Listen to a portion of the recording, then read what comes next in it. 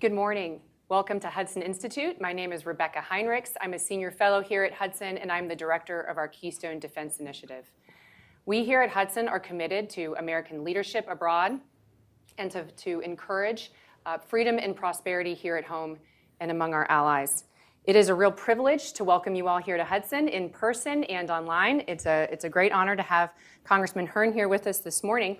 I'm going to just give a little bit of background of Congressman Hern so we can get to know him, and then we're going to have a conversation about the threat that the Chinese Communist Party poses to the United States and how he's really leading the Congress in taking this really complex issue head on in a way that really makes some progress here. Congressman Kevin Hern represents Oklahoma's 1st District. Kevin was born, can I call you Kevin, sir? I'm going to go with Congressman Absolutely. Hern. No, Okay. Kevin's fine. My mom will give me a hard time if I do that. But Kevin was born on an Air Force base, and he gained an early appreciation for the sacrifices that military families make. He really has a quintessentially kind of American background here. He earned an architectural drafting certificate at a career technology school, which he used to work and pay for his engineering degree. And then later in life, he earned his MBA. After undergrad, Kevin went on to work as an aerospace engineer for Rockwell International. When the Space Shuttle Challenger disaster rocked the aerospace industry, Kevin was out of work. He began saving to purchase his first McDonald's restaurant by starting and operating small business ventures, writing computer programs to automate tasks for businesses, real estate, and even hog farming. In '97, Kevin literally sold the farm and bought his first McDonald's restaurant in North Little Rock, Arkansas. And then he purchased 2 McDonald's restaurants, moving his family to the Sooner State. He grew that organization over the next decade, eventually owning 24 McDonald's restaurants that employed thousands of people in northeastern Oklahoma. Congressman Hern has worked across every aisle, serving in various leadership positions within the McDonald's system, what he dubs the most grassroots business in the world. He served 13 years on the national leadership team that represented all 3,500 plus U.S. franchises, 8 years as the, you're going to have to tell me because I don't have it here. In charge of franchise relations. Great. And in addition to McDonald's, Kevin has been a very successful entrepreneur in the areas of banking, manufacturing, real estate, development, multiple technology companies, and sports publishing. This is so important, really, for our topic today because the Congressman really has, no kidding, some firsthand experiences in all of these different ways that small businesses operate and the importance of the United States having really strong and sound institutions for technology, aerospace, our ability to produce and make our own food, and for the prosperity of the American people. So really has some really interesting and good and diverse background. He currently serves on the Ways and Means Committee, and he, of course, is the chairman of the Republican Study Committee, where members of Congress agree on some basic principles and then work together to collaborate with some initiatives for the Congress. And last I checked, there are 173 members of the Republican Study Committee. 180 now. 180. So it's incredible. It's a really important conservative principled group within the Republican Conference in the House of Representatives. Sir, I'm just going to turn it over and let's begin with talking about this TikTok bill because you are a co-sponsor of it. It's something that everyone's thinking about right now in this town. So can you tell us a little bit about this bipartisan TikTok bill? Well, I think first we should dispel, first of all, thanks for having me. The Hudson Institute, it's been around since I was born. So it's great what you all have done, really smart people. We've had folks from your institution come speak to RSC as recently as just 2 weeks ago. Dr. Yu came by and talked to us about China. Obviously very smart in that space. As it relates to TikTok, I think first thing we need to dispel is we're not here to ban TikTok. That's not what we do in America. What we're trying to do is protect America and Americans from sometimes their own selves. As we saw last year when the CEO of ByteDance came and testified to Congress, I think one of the most poignant questions that was asked of him was, do you allow the same data gathering or the same techniques to be used in China as you do in the United States? And his response was sort of stuttering and saying no. And then the follow-up question to that was, so you have the algorithms in place to turn this off or leave it on? And certainly he didn't either acknowledge or deny, but we know he did. And so what we're saying with TikTok is China, by statute of Congress in 2020, China is one of the 5 adversarial nations. And if China, who owns directly ByteDance or indirectly, however you want to call it, pretty much own every company in China, is going to use that medium, TikTok, to collect data on American citizens and companies, we're not going to have a part of that. And that's what this bill is about. It's a bipartisan bill. I want to give a big shout out to the former speaker. Speaker McCarthy tried to get this China task force put together in 2019, and then Speaker Pelosi would not do it. And so when he became Speaker of the House last year, he put this together, and it's very bipartisan, led by Mike Gallagher, and the work they're doing is really good. And just so we're clear, just on the facts, so TikTok, it's owned by ByteDance, which is then controlled by the CCP. So the legislation just requires ByteDance to divest of its control from the CCP, and it can go to any other as long as it's a non-adversary entity controlling the app. Well, what we're looking at is a 20% threshold, so they can own 20%. Obviously, they lose control of the company at that point in time. So what you're hearing from ByteDance is that their words is essentially you're wanting TikTok out of the nation, out of the United States. If that's what you believe, then you must be doing something nefarious with the data that you're getting, because you are gathering data. Right. And then interestingly, so the bill passed out of committee completely unanimously, I think 50-0. And then the TikTok app even used sort of through its algorithms, and then had like a button there for young people who were using the app to put in their area code, and then it would give them the congressman to call to lobby against this particular legislation, which really shows how this could be used not just for economic benefit for China, but imagine in a case where China wants to invade Taiwan, really could push out information to young people saying it's the United States that's destabilizing the situation. It could really misinform and galvanize support against U.S. interests. Well, certainly, if you look at what they're doing as far as some of the hashtags they have and the things they're doing to mine data, and you look at their unbelievable growth in the last 10 years, I think they came out in 2012, you look at the unbelievable growth that they've had as compared to our domestic companies, and with the power they have. We're not here to try to bring parity between the platforms. What we're saying is if you're going to be an adversarial nation, and it's just one component of the bill, as you're going to talk about today, small component, but it is a data collection device, one of many that they have in our ports and in our electric vehicles that they're putting forth. We're going to do everything to address each one of these. Great. All right. It's an encouraging development to see the bipartisan support for it, and then really just kind of see, TikTok's efforts to lobby against it may have backfired and had the effect of actually increasing and solidifying support, bipartisan support. So really encouraging. The other thing, I'd like to move on then to the Republican Study Committee's China bill that was just introduced. Kind of surprised some people how comprehensive it is. Here it is. Here it is. 357 pages right there. And it really, it's really interesting. I think not even just for the legislation itself, which is really important, but as a teaching guide to kind of go through and see where China is trying to harm the United States, and then what are some practical things we can get busy, roll up our sleeves, and try to unwind some of it. So, Congressman, I kind of went through it. I did not get all the way through it, but I was trying to understand the approaches, and really I had two themes kind of came to focus for me. And that's that it looks like it's trying to shore up America's own strength, and then you can maybe talk to us about that in technology, advanced tech. So it's trying to protect that so that we can grow stronger and innovative, and then it also then tries to stop what China's doing in some of its nefarious behavior in entire sectors. Is that fair? Those two pillars? It is. I think what's so different about China versus, one of the reasons that the Hudson Institute was founded was to go after the USSR, the Cold War, bring conservative ideas and principles forward. We looked at that more as a space race or a nuclear arms race than more physical, blunt force, troops on the ground. And then we also had spying around it, throwing a little spying here and there.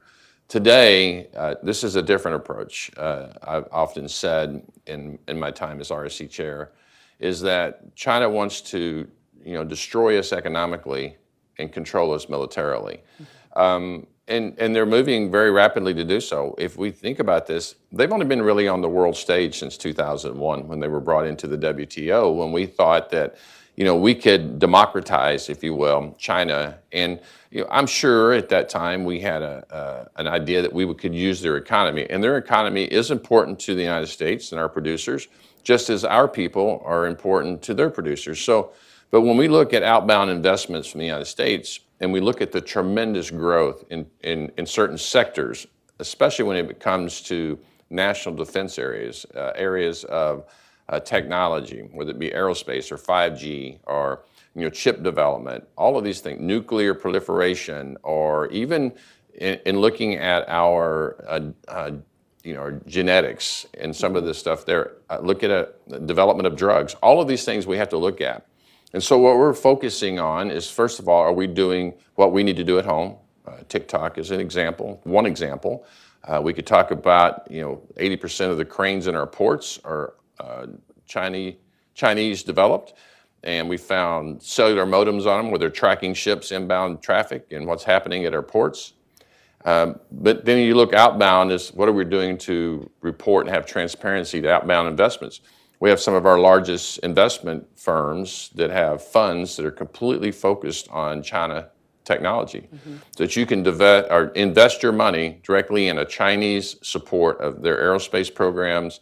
And then when you look at just an article today in the paper, in their document 79 that they've had around now for a few years, 6 or 7 years, that they want to basically, in their words, sort of the slang is delete America from all the technology. So we're U.S. investments and other investments in the Western world, funding the growth of their technology platforms, their ability to steal IP from our greatest technology companies, and then turn around and say, we're going to push you out through regulatory action, not choose you as our supplier, whether it be mainframes or software for our government. And one of our largest companies in the world went from about a 50% market share in China down to 4 or 5% now in just about 5 or 6 years. So they're moving very quickly, stealing our IP, using the data they have, and we're funding that through our outbound investments. So if I can say, there was a sort of a public debate or discussion then about how do we, I've heard people use the term sort of, it's like economic mutually assured destruction between the U.S. and China, for exactly the reason that you laid out, that ever since we welcomed China in the WHO, or WTO, that we thought, Republicans and Democrats thought that... No, they own the WHO. No, yeah, they are. That's exactly right. That's a different problem we got to solve. That we've now really enriched China, but rather than liberalizing, they're still Marxist-Leninists. And so now they've sort of hid their hand and bid their time.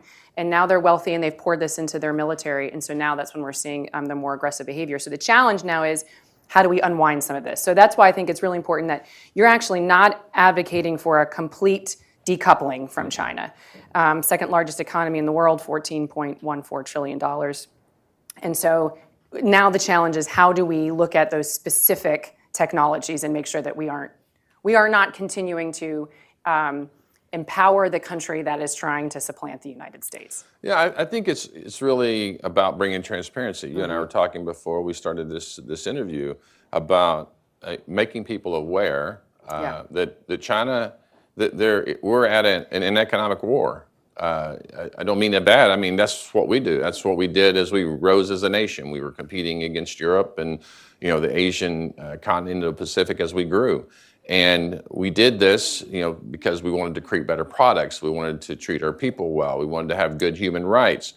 And everything that I just mentioned, China is a bad example of all of those. Right. And we need to expose those. And what this bill does is bring all of the topics together that we've talked about as members of leadership, legislative creators, if you will, over the years, bring those together to point out that when you bring all these together collectively, I'm sure we're going to talk about the border and what's happening there. We're going to talk about Belt and Road. We're going to talk about education. All these components together, when you bake that cake, it doesn't look very pretty. Yeah, right. And the last one before I move on here too, because I think it's really important that the Republican Study Committee is tracking this concept that China is really a key part of how China thinks about technology is this civil military fusion. And that's why your bill kind of goes at these entire sectors. These sectors, so you're not buying this that's okay, it's commercial or it's used for commercial purposes, but actually it's directly applicable to their military. And that distinction in China between sort of private and civil versus military is not there. Yeah, I think it's really important for people to understand what that means because in the United States, we have a complete delineation by our Constitution that our commander-in-chief is a civilian, that we have a delineation that our military is our military. When we develop products, technology for our military and for our civilian use. In China, it's completely different. They are one and the same. Anytime they develop something for civilians, it's with the military in mind. And if it's the other way around, for the military, maybe the civilians get to use it. But a perfect example of this is there's a lot made about how difficult it is for us to get cybersecurity people in our military in cybercom. And we've had many briefings on this. In China, the everyday Chinese person is recruited. Yeah. They don't have to be in the military. They're recruited to test our systems, to do hacking attempts, and they get paid, a pittance to do that. But they're not in the military. And so their whole society, if they want to be unified, works in unification to come after the United States of America because we are in the lead. Great. Let's talk, you mentioned already, and I appreciated that, you mentioned that Hudson's role really during the Cold War, the work that, it wasn't me, I wasn't here yet, but I was on the scene pretty soon after there. The forefront of concerted efforts to combat USSR during the Cold War. And so now let's kind of talk about that think tanks in the United States now in Washington. It's not necessarily the case that they are, objectively speaking, beginning from a pro-America perspective and trying to do what we can to make the United States stronger and combat our enemies. So a really interesting thing in the bill is about requirements for transparency for where you're getting your money, your influence, and your support.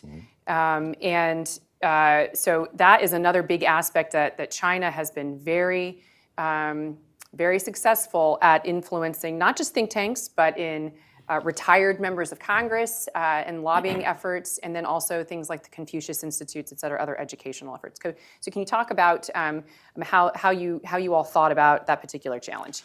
Well, certainly, and you just alluded to it a minute ago, after the bill passed 50-0 yesterday, we had people call our offices that were of the conservative scene on many other issues. We've had some of our most conservative think tanks, people who are industry lobbyists, reach out to us because the TikTok bill opposing the bill. Oh yes, absolutely. These are people that should be and would be in any other normal situation strong Americans, but because it was TikTok and because they were getting pinged or maybe getting compensated, and these include former members that are now lobbying for the CCP.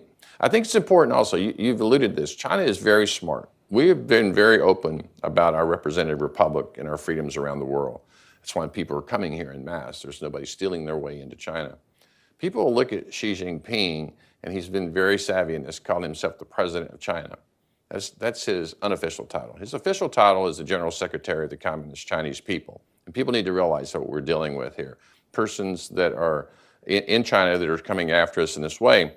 And so we want to know who is lobbying in the United States on their behalf. And again, if it's an adversarial nation, as defined by Congress, one of five is China, the other is Iran, Russia, North Korea, and Venezuela. If they're lobbying on behalf of those nations, and we've defined them as such, then we want to know who they are. And if they want to do this because they think that China needs to have representation, they can do it free of charge. Excellent. And this is another thing I think is really remarkable, kind of you're leading this and leading the Republican Study Committee to push on this, because it takes some political courage to come out and say, we're not going to do this anymore. We can't, used to be a colleague of mine, this congressman or that congressman, but here they are kind of lobbying on behalf of these entities and organizations that we know are being pushed by the Chinese Communist Party. And so it's kind of time we really stop it. Because I have found, It is odd that every time there's an effort, it seems like there's bipartisan support to end things like, DJI drones, or that are governed by the CCP, or TikTok. Just when you think it's going to happen, there's this overwhelming lobbying effort, and then it stops and kind of goes away for a while. So that, I think, is a very, very good and useful aspect of the bill. Well, many of our Fortune 100 companies have massive presence in China. It's a big economy. You want them to do that. You want them to take advantage of that, because the more they can grow and have more production, the less cost we pay here in the United States as consumers, and we demand high value, low cost. That's what we do in a free market. And but I also when I look at what's happening there, I'm reminded often about what China is trying to do, and they want to suck us in. And to your point, when this bill kind of goes by the wayside, a singular bill, you don't hear from these folks anymore. And what I always tell every one of these folks, and I'll say it to your audience today, I don't hate China. I just love America. And so I think if we had that narrative that America is first, I know that makes some people feel a little uncomfortable, but we have to look at it that way, because I can assure you China is. They're looking at China first. Yeah, well, and then you brought up, Congressman, the point that I think sometimes has been missing in the discourse, which is understanding the ideological motivation from China. So if this was a country who shared our ideas about free and open international waters, reciprocity in trade and technology, those are the principles that the U.S.-led order since the Cold War based our ideas about how we're going to conduct ourselves in the world, then that could continue. It's just that they're not motivated by those things. And so we are kind of at it. We're at a, they are trying to push the United States out and supplant us to be the most powerful power. And that means, very practically, an infringement on American freedoms. Well, chaos around the world also benefits China, because they can come in and be the white horse to rescue these other four nations, and they're doing just that. If you look, we just had General Jack Keane speak to us at RSC a few months ago regarding the unrest in the Middle East, what's happening in Ukraine. And you have to love the guy and the knowledge he has about what, he's seen this firsthand. And he said, the mistake we should not make as Americans in the free and Western worlds is that we should not make the mistake to think that Iran is not the center of all this. And furthermore, we should not make the mistake to not understand that China is the one that's bankrolling all of this. And so you have a person, a proxy in Iran, who's using proxies, the Houthis, the Syrians, the Palestinian Authority, the Hamas, and the list goes on, to put that money out there. And then you have China backing them. China's backing Russia. China's backing North Korea. China's in Venezuela. China is, through their economic power, creating the unrest in pretty much every continent. Congressman, this is right. I could talk about this for an hour with you. So this is right back to my next question, which is how this ties together, because things are not going well on the world stage. We've got crises, as you mentioned, in the Red Sea. And then you got crisis, Russia's invasion of Ukraine still ongoing. And then you have Chinese provocative, dangerous, reckless behavior in the Pacific, really threatening, using water cannons, et cetera, against the Philippines. And so really dangerous behavior. All these things are going on. And you just raised this great point that they're actually not unrelated. They're related. And I want to just get back, just to make the finer point on what's going on in the Red Sea, with Iran driving all of this. And these Iranian proxies are actually declared, the Houthis said they're not even going to hit a Chinese flagship. So the Chinese flagships can go through the Red Sea, and the Russian flagships can go through the Red Sea unscathed. But the Houthis are going to continue hitting these pro-democracy, Western flagged commercial shipping in the Red Sea. Yeah, and think about that for a second. I mean, think about how many days that stops ships having to go all the way around southern Africa to bring products to the United States, or to bring oil, gas products coming from certainly China. And if you knew that your ships would never be sunk, you have no problem going through there. Right. So you're always going to have the lower cost goods from anybody else that's moving stuff out of India or Southeast Asia or Australia or anywhere coming through that way. And so if you're Europeans, you're concerned about this, what's happening coming through the canals. And then when you look at the Chinese, what they're doing to bring South Africa closer to South America. And I was just at the Sixth Fleet in Sigonella just about a few months ago and talking to people in AFRICOM and EUROCOM. And on the eastern seaboard or western seaboard of Africa, China's building ports because that's the closest connection on ships between South Africa and South America, straight to Venezuela.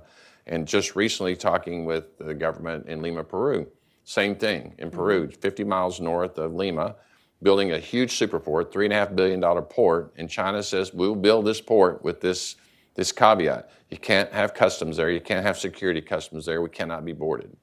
And so that's the closest to China to come into South America. So while we've lived in comfort with the Pacific and the Atlantic, sort of as our big moats, right. China's moving through South America and through Mexico into the United States. So then how would you, that's incredibly informative, Congressman. Let's talk specifically then, get back over to the Middle East since that's kind of a hot button issue right now. China, let's think about the Biden administration's sort of strategy for handling all these problems and why it's not going so well. Its policy towards Iran versus its policy towards China. And if you don't understand that China is actually the one bankrolling the Iranians, you can't really come up with a coherent strategy. If you don't understand it's the IRGC that's sending drones to the Russian war effort against Ukraine, you can't come up with a coherent strategy to get the Russians back in their own country and to stop Iran. So if you wouldn't mind, I know this is, it's important though, because we're here to talk about your China bill, but to understand why it's so important to take on China in this way and its effect on these other countries. So can you talk about, China's buying Iranian oil in defiance of U.S. sanctions. How you're thinking about that and how the RSC is trying to tackle the Iran problem in the context of China. Well, we spent a lot of time a few months ago talking about the $6 billion that was released out of Qatar, and the president saying it was only going to be used, and Blinken saying it was going to be used for humanitarian aid in Iran. And you had the clerics in Iran saying, it's our money, we'll do what we want to with it, and nobody pushing back on that. And as it turns out, the $6 billion that was coming out of Qatar, that was Iranian money that would have been frozen, that actually ends up being the smallest amount of all the amounts that have been coming back and forth. Iraq was allowed to buy $10 billion worth of energy from Iran. China, $60 billion worth of energy from Iran. Before Mike Pompeo and President Trump left in 2020, their reserve currencies were down to $10 billion or so. And now they're back up approaching 100 billion plus because they're having an influx of money, and they're turning around to put this out to create just unrest in the Middle East and economic uncertainty. And that's what they do. They're 700,000 barrels a day China's buying from Iran, and it's denominated in Chinese dollars. On the world stage, a barrel of oil is denominated in US dollars. That's how it's traded, except for the relationship between China and Iran, which has been bought by the Chinese, the Chinese dollar, the yuan.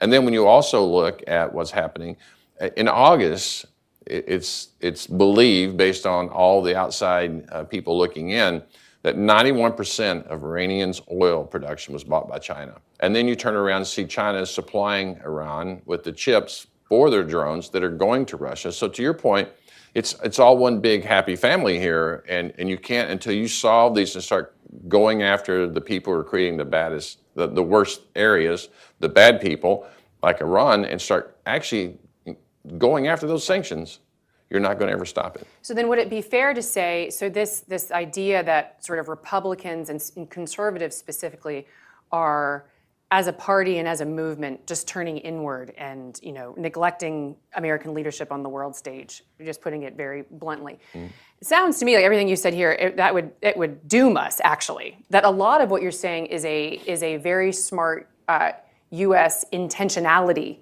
on energy policy, for instance, but on technology, trade, and then collaborating with allies. Because everything you just said here, I don't know how we do all that as a country without the collaboration of like-minded allies who are also really imperiled because of shared adversaries in China, Russia, Iran, North Korea. Yeah, you mentioned my background when I started out, how I came to Congress 6 years ago and never been in politics. So my whole life has been about solving problems. It's not about politics. I absolutely hate politics. I think the politics of America are getting in the way of our security, our national security. Look at our southern border, which is driven by Chinese and fentanyl.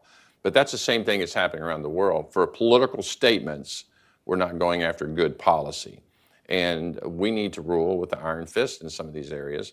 I was just speaking with the German finance minister about this, and the reference there is we can't, what we've seen with Russian oil and energy coming to Europe and how that's decimated our energy supply, we can't allow that to happen when China ultimately invades Taiwan, and it does for chip production. We've got to figure out how to turn back to the United States, turn back to people who are of peace and harmony, if you will, and want a stable environment.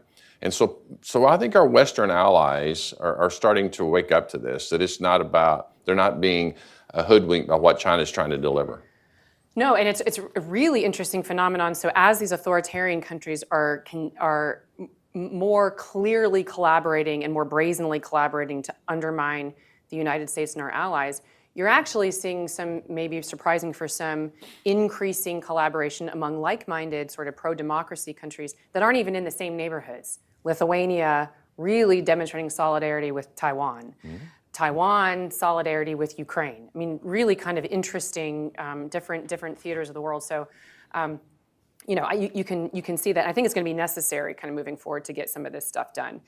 I do want to. You mentioned the border now a couple different times, so let's just talk about that, because I think this is, again, its focus is on China, but China is actually Chinese nationals are the largest growing demographic of people coming illegally across the southern border. So talk about how you see sort of border security as sort of related to this general problem that we have with instability abroad. Well, unlike our president, I've actually been to the border where there's actually people crossing the border, and I've seen it. I was just in Tucson just a few weeks ago, and those folks coming across there, they don't want to have asylum. They're coming across in camouflage, and there are a lot of Chinese nationals coming through there. But when you look at the fentanyl crisis we have, the only place in the world there's a fentanyl crisis is in the United States of America. I've talked with Interpol and DEA, FBI that are in Europe. They don't have a fentanyl problem. The Mexican cartel are trying to get a fentanyl problem there, but there's just no money in it. So one would have to ask, when an average pill is probably $1 to $2, what's the real purpose of sending enough fentanyl in the United States to kill 350 million Americans, basically the entire population on an annual basis? It's really about trying to basically kill us from the inside out. Right. We're killing 100,000 people a year with fentanyl, and we're not doing anything about it. And that's what this bill is about. It's trying to expose every single aspect of China's influence negatively on the United States of America. And when you look at two ports in Mexico where most of the precursors are coming in, and the factories to make fentanyl are only in Mexico. I was just in Panama, just in Colombia, just in Peru. None of those countries have a fentanyl problem. Mm. The fentanyl's not flowing south. It's not flowing east to west. It's only flowing north into the United States of America. I want to give a time to take some questions from the audience, but here at Hudson Institute, we've been working really hard at grappling with Russia's war against Ukraine and really coming up with an education effort and also clear, sound recommendations to try to end the war, how the United States can support Ukraine to end the war on terms favorable to us, to the American people, to NATO and Ukraine. And if I may, there's this, talk about an issue that's very complicated and confused. The Republican Study Committee has a really, I encourage you all to go look it up. They put out a budget every year, I think you do, and it really lays out what the Republican Study Committee would do and recommend on a variety of complex issues. And on page 44 of the bill, you really lay out the causes of the war. Putin's regime was not deterred and seeks to destroy Ukraine, subjugate Ukraine, and continue his push towards NATO to break up and undermine U.S. influence and our alliance structure in Europe. So, and the RSC's recommendations are: you give Ukraine, you have a strategy, and you give Ukraine the weapons it needs to execute a strategy, and that's how you get to the end of the war, rather than a long, protracted war and dithering on weapons. Is that still the view of you, sir, and largely the Republican Study Committee? It is. The Republican Study Committee is made up from our most hardest right to our most moderate Republicans. So I respect the views that all of them have. But I think one common theme is everybody believes Putin is a bad adversary. I mean, this guy, what he's done in Ukraine is terrible. But we can't keep sending American taxpayer dollars there with no accountability on humanitarian aid, no accountability on what the strategy is to end this war. It's just send us another $50 billion, send us another $60 billion. We've spent $113 billion so far at the 2-year mark, which is basically equivalent to about what we were spending on a per year basis in Afghanistan. And at least we kind of had a strategy there, what we're trying to do. Here, we don't really have a strategy. Nobody believes that we're going to push Putin out of Ukraine. Nobody believes that. So there's going to have to be some kind of brokered peace. But Putin doesn't want that. He wants to continue fighting, and he's lost hundreds of thousands of people. And so more of our folks are going there. We're continuing to push back on the administration, give us oversight. We've had IGs from state, from DOD, from USAID come. Many of us have talked to the respective people in charge of strategy and haven't believed we've gotten any kind of a satisfactory. You haven't seen it in the press what the strategy is. And so we've got to continue to work on this. But we also know, given humanitarian aid, going and propping up the Ukrainian pensions is not something we're going to be approving. So the focus, if I just understand you then accurately, Congressman, the focus though for you and for conservative members of Congress is if there's a strategy to empower Ukraine to victory and get them the weapons they need and not necessarily this more fungible economic aid, or perhaps we could do like a loan that's been floated, but certainly the focus should be on weapons backed by a strategy or to implement a strategy. If you look at the very first funding, it was a huge number of Republicans. I'll stop short of saying all, but the Lend-Lease program we had, I actually voted for that. But then you started this progressive, okay, tell us the strategy. We don't want to have another endless war. Tell us the strategy. And then you lost 87 or 97 Republicans. Then tell us the strategy. Another few months went by, 117 Republicans. And now you can't even get the bill on the floor on the House side. And so you're going to have to, at some point in time as a commander-in-chief, tell us what your accountability is going to be for the U.S. taxpayer dollar and what is the strategy. And I believe you'll have, we'll crush Putin once and for all. Appreciate that, Congressman. And then a lot of the weapons too that were developed, the reason I think it's really smart to focus on weapons just as a policy matter, a lot of the investments actually does help the American taxpayer because it's actually increasing and improving our own defense industrial base. And so And by the way, I mentioned that I was in Germany and France talking with finance ministers. The people of Europe are about the same approval rating of helping Ukraine, probably for a different reason because they see a dollar given to Ukraine as something less in their social programs. Here, we just go borrow more money, so it's not like that's a big deal. That's a joke. But to your point, all their military industrial complexes in the United States, and so we'll make weapons and we'll send them to Ukraine. But again, we need a strategy. And then those having that ability to increase, kind of bringing back to your own bill, increase American innovation, adapt our weapons, and so that they can be up to par for the really essentially the new Cold War that we're in, not just in the Russia context, but you have to be able to produce these weapons at scale so that we can deter not just Russia, but also China. And so well, we have friends. We have Taiwan who's actually paid for weapons they're still waiting on after 5 years. Yeah, and that's a political decision. I mean, some of it there's a manufacturing issue, but they've got 4 military sales that have been approved, and many of them are different weapons than what we're sending to Europe. And this administration has chosen not to deliver them at the point. So. Thank you, Congressman. I'm not going to close this out yet because I do want to take at least a couple of questions from the audience. If you can just state your name, please, and keep your question very brief.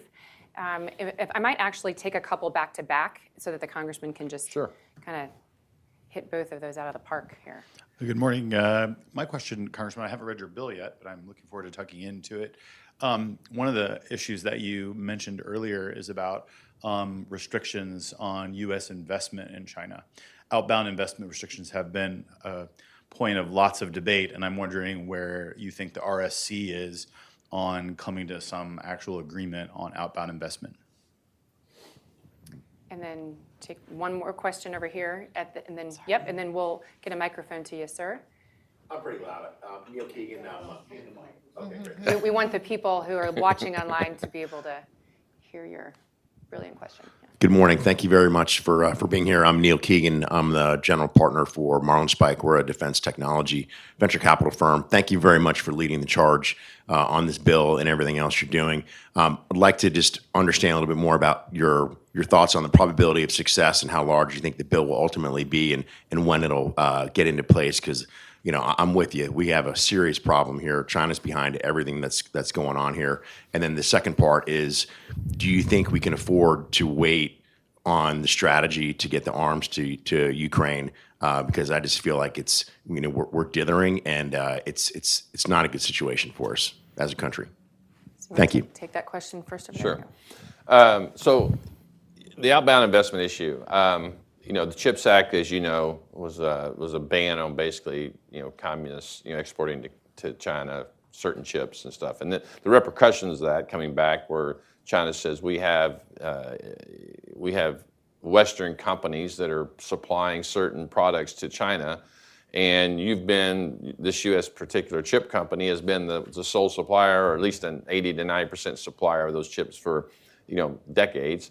And so now that we're going to go find it. So there's this technology war going on also. So it's not in a silo, as you're certainly aware, and we've got to figure out how we deal with that. But the first thing is transparency, to find out who's doing what to support some of these areas that China's using basically as a weapon against our own technology companies. And again, there's a great article in one of the papers today talking about just what that looks like. And it's pretty emboldened what they've done just in 6 years to really come after our technology companies. And regarding the, I'd like to think this administration, we didn't get a whole lot of direction last night on what the strategies are. And I can't speak to what I've seen in classified settings, but I think it's safe to say that nobody wants Putin to be successful. So what does that look like? We're seeing, obviously, the EU step up quite a lot and offsetting some of the humanitarian side. Honestly, they can't really supply a lot of military products, as you know, because they don't make anything. Maybe France a little bit and a little bit in England, but as far as the huge supplier of the things that really matter that have been very effective against both ships, tanks, and aircraft and drones have come from the United States. So I think we have to look how this balances out. And we'll see what comes forward from the speaker in the next few weeks. Great. I think we have one more back. Yeah, let's do one more back here.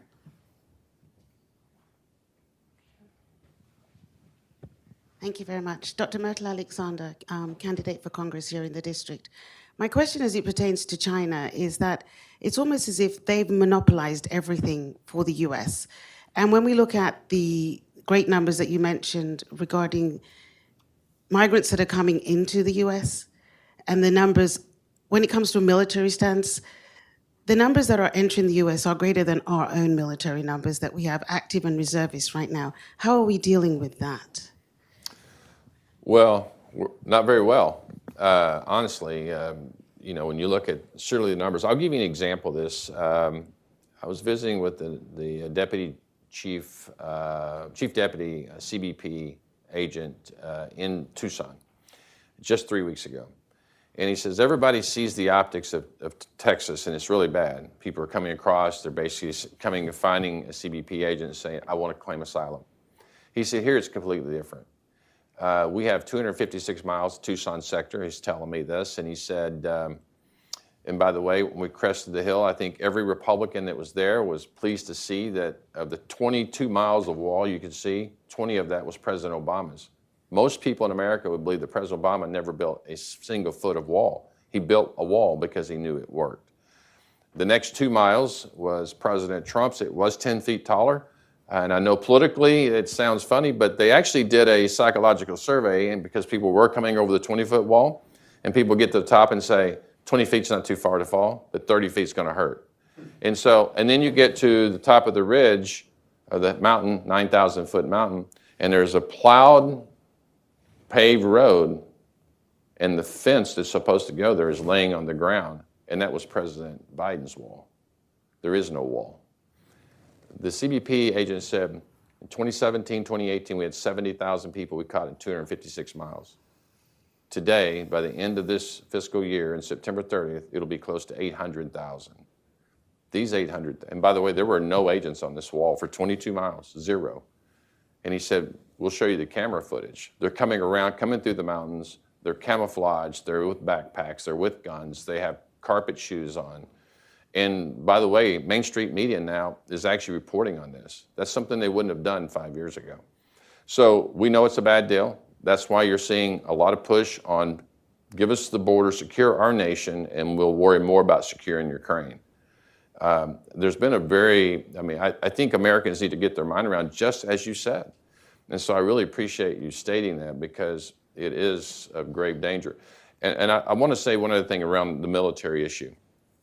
This actually was a pretty prominent person in the Peruvian government said this. He says, you know, we're sitting and talking with folks at the embassy, and they said this. When China comes into a country, they don't ask whether they're going to make any money or not. They just go spend the money because they're doing it for strategic purposes, to be somewhere. Because of our free market, because of our separation between our companies and our government, when our companies come in, they have to ask, can I make money doing that? I can't just go in and lose money. That's not what my stakeholders are going to allow. So it's a different dynamic. We're competing with one large company called the Chinese Communist People, who want to destroy our way of life. Congressman, just appreciate once again you coming here to talk with us specifically about your co-sponsoring the bill to protect American young people from the influence of a Chinese-governed social media app that is TikTok. Thank you, Congressman, for this. Really, it's a teaching tool, really, really wonderful, I think, to guide us through to find some bipartisan solutions to the multifaceted China threat, walking us through the Russia threat that's chronic and acute to the United States and our allies, the threat from Iran, certainly North Korea, we could keep going on. So it takes some guts and a willingness to get some work done across the aisle. So Congressman, thank you for being here. Thank you all for being here. Thank you for joining us here at Hudson Institute. Thank you. Appreciate it.